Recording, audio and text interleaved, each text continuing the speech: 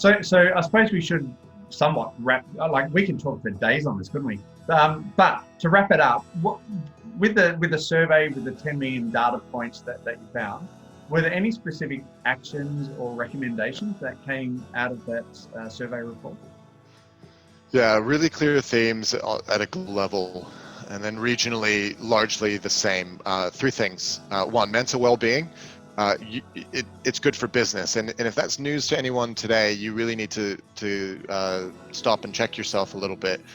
But don't put a band-aid on this. If this isn't a focus for both leadership and managers in your business around the physical and mental well-being of your people, then you are in for something hard in 2021, because there's going to be real competitive advantages for certain companies in their employment brand and offering. Two, you mentioned a couple of times around remote working, where it's physically possible. This isn't going to go away, and you need to reimagine the level of flexibility that you give most of your employees, and let go of the industrial era understanding that you are at a desk and I can watch you, because that is gone. And if you try to hold on to that, you are going to actively disengage your team.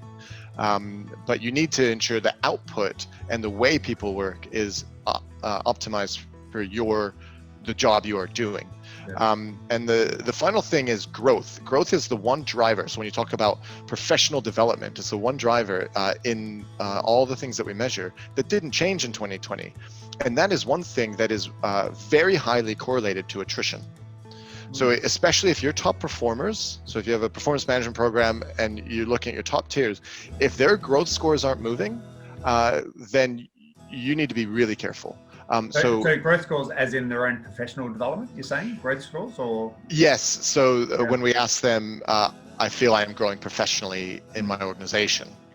So there's a couple of questions directly related to that. So it's that score, the understanding or perception that employees are moving their careers forward. Yeah, right.